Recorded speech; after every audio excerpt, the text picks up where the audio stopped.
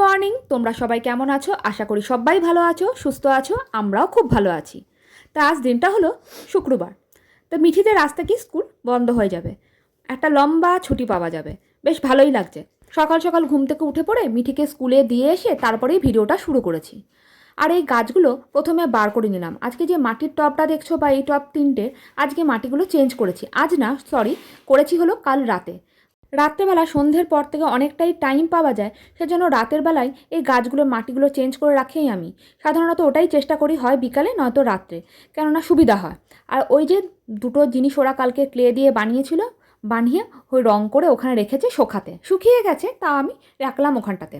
দেখতেও সুন্দর লাগছে কালার করার পর। কী যে বানিয়েছে ভগবান জানে। তা যাই হোক, তা চলো ঘরের কাজকর্ম সেরে নিই। কতগুলো বাসন পড়েছিল, টিফিন খাবার বাসন।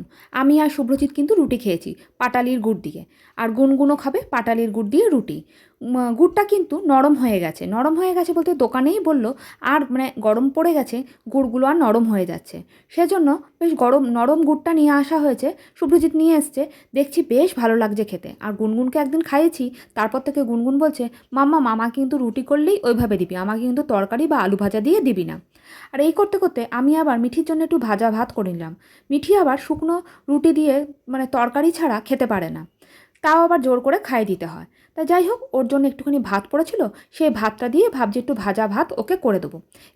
ভাজা ভাতটা একটা ছোট পেঁয়াজ আর একটা ডিম দিয়ে ভাজা ভাতটা করে দিচ্ছি। মিঠি আবার এইভাবে খেতে খুব ভালোবাসে, ফ্রাইড রাইসের মতন। তার সাথে কিছু চায় না, চুপচাপ খেয়ে নেয়। আর এই দেখো, সেই গুড়টার কথা বললাম, এই দেখো গুড়টা কিন্তু একদম নরম হয়ে গেছে। খুব না, মানে বেশ ভালো লাগছে, পুরো মুখে দিলে একদম মিলিয়ে যাচ্ছে। এত ভালো লাগছে গরম গরম রুটির মধ্যে খেতে। তাহলে চলো আর দেরি করবো না, গুনগুন এখন খেয়ে নিক, আর মিঠির খাবারটা রেখে দিয়ে ঢেকে।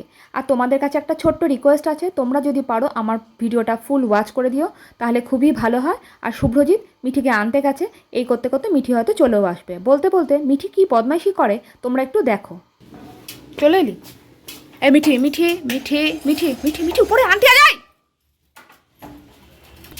জুতোটা আমি ঘর মুছেছি, প্লিজ। ঘরটার মোছা হয়ে গেছে, প্লিজ অমনি করিস না। জুতোটা ওখানে খুলে আস্তে করে ঢুকে আয়। বকিনি মোটো মিঠি, দেখ কতগুলো কুকুর, দেখ তোদের তো আজ থেকে স্কুল ছুটি পড়ে গেল।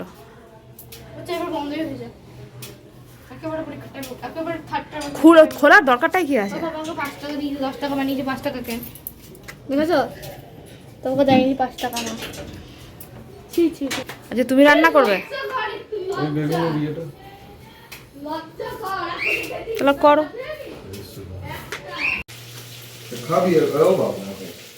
কে পোকা? রাতে খাবি কি? খা, তুই খা এখন রুটিটা।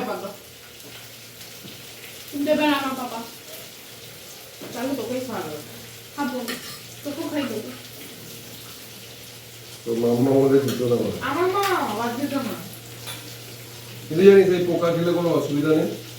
কারণটা কি বলতো? ও খাচ্ছেটা কি? হ্যাঁ হ্যাঁ, তাহলে খেলে কোনো ইয়ে হয় না।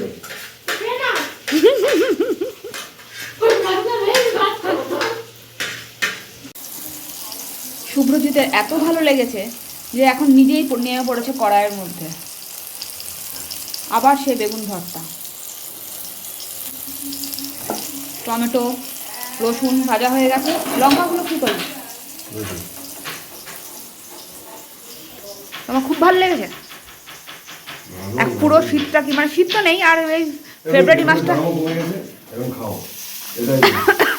হ্যাঁ হ্যাঁ, আবার গরম পড়লেই তো আবার 100 টাকা কিলো হয়ে যাবে। এখন সব সবজিরই দাম কম। এখন বেগুনের দাম প্রচুর কমে গেছে। ভালো ভালো বেগুন, কানা বেগুন খুব কম পাওয়া যাচ্ছে।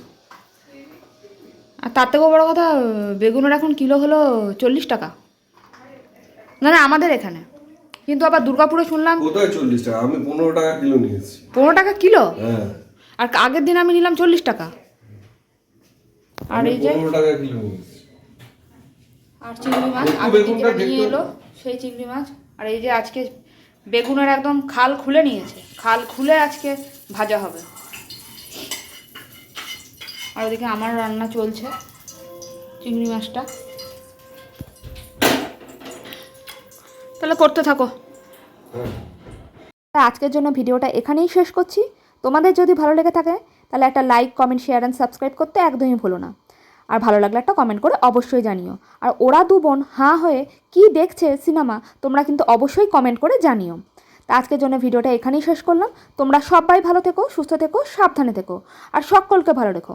এখনকার জন্য টাটা, গুড নাইট।